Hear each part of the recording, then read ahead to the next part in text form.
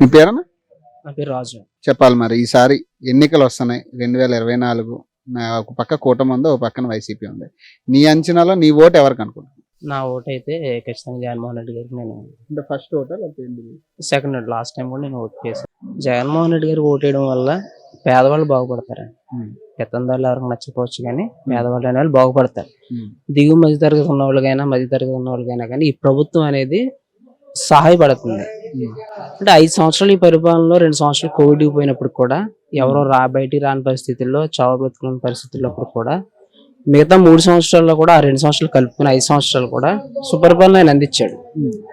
ఏ మనిషి బయట రాకుండా ఏ పని చేసుకోలేకుండా ఇల్లు గడవడానికి కష్టం ఉన్న టైంలో కూడా ఫ్రీ రైస్ అని కానీ ఏ పథకం కూడా ఆపకుండా సాకులు చెప్పకుండా ఆయన చేయవలసిన పని ఆయన కరెక్ట్ గా చేసుకుంటున్నాడు. కాబట్టి వాళ్ళు చాలా మంది గ్రామాల్లో కానీ అర్బన్ ఏరియాస్ లో కానీ వాళ్ళు బ్రతికగలిగారు. వాలంటీర్ సచివాలయం వ్యవస్థ వల్ల అంటే అభివృద్ధి జరిగిందా లేకపోతే ఏంటి గ్రామాల్లో? అంటే ఖచ్చితంగా జరిగిందని చెప్పాలండి. ఎందుకంటే మనం మహాత్మా గాంధీ గారు చెప్పినట్టు గ్రామ పాలనే స్వరాజ్యం అంటారు. పల్లెలు పట్టణాలకే పట్టుకోమ లాంటివి కూడా మనం పెద్దలు చెప్తుంటే ఉన్నాం. కూటమి మీద నీ అభిప్రాయం ఏంటి? కూటమి అసలు ఉపయోగపడుతుందా? దీనివల్ల ఓటు ఏమన్నా చీలుతుందా ఏంటి పరిస్థితి?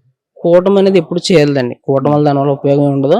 2014 ఎలక్షన్స్ లో కూడా సేమ్ ఇలానే బీజేపీ కానీ పవన్ కళ్యాణ్ కానీ చంద్రబాబు నాయుడు కానీ పొత్తులు పెట్టుకున్నారు తప్ప అప్పుడు ఇచ్చిన 600 హామీలు ఏ ఒక్క హామీ నెరవేర్చలేదు. కాబట్టి వాళ్ళు 2019లో మళ్ళీ విడిగా పోటీ చేసి చిత్తుగా ఓడిపోయారు.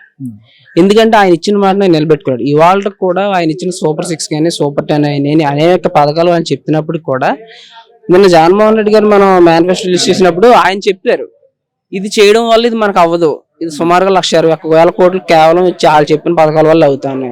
నేను ఇచ్చిన పథకాల వల్ల ఒక శ్రీలంక అయిపోతా ఉంది, లేదంటే ఒక అండమాన్ అయిపోతా ఉంది నేను చేసి ఈ సంక్షేమం వల్ల అని చెప్పి వాళ్ళే సాకులు చెప్పారు. ఈ వాళ్ళు నాకంటే మిండిగా ఎలా ఇస్తా అని చెప్తున్నారు అన్నప్పుడు జగన్మోహన్ రెడ్డి ప్రశ్నిస్తున్నారు. ఆయన నిన్న మేనిఫెస్టోలు చెప్తున్నప్పుడు నేను ఇవే చేయగలను, నా వల్ల ఎంతవరకు అవుతుంది, నేను చెప్పలేని మాట నేను చేయలేను, నేను చేయగలిగాను చెప్తాను అని డేర్గా ఆయన ప్రజల్లో చెప్పగలుగుతున్నాడు. మీ తాడేపల్లిగూడెం పరిస్థితి ఎలా ఉంటుంది మరి? బొలిశెట్టి శ్రీనివాస్ జనసేన నుంచి ఉన్నారు, వైసీపీ నుంచి కొట్టు సత్యనారాయణ గారు ఉన్నారు. మరి ఇద్దరిలో మీ ఓటు ఎవరికి అనుకుంటున్నావు? ఎవరు వస్తే బెస్ట్ అనుకుంటున్నావు? యాజ్ ఏ పార్టీ పరంగా అయితే ఎవరైనా కానీ లోకల్ కూడా ఎమ్మెల్యేస్ ఎవరు నగ్గించుకోవాలని జగన్మోహన్ రెడ్డి గారి ముఖం చూసి జగన్మోహన్ రెడ్డి గారు గుర్తు చూసి నగ్గుతారు. యాజ్ ఏ పర్సన్ గా మనం మాట్లాడుకోవాల్సినప్పుడు కొట్టు సత్యనారాయణ గారు ఆయన చాలా మంచి మనిషి, అభివృద్ధి ప్రదాత. ఆయనకి ఏ ఇబ్బంది ఉండదు, ఒక రౌడీజం ఉండదు, గోండాయిజం ఉండదు, అలాంటివి ఏమి ఉండవు. ఆయన నిష్కల్మషంగా ఆయన పని ఆయన చేసుకుంటూ పోతా ఉన్నాడు.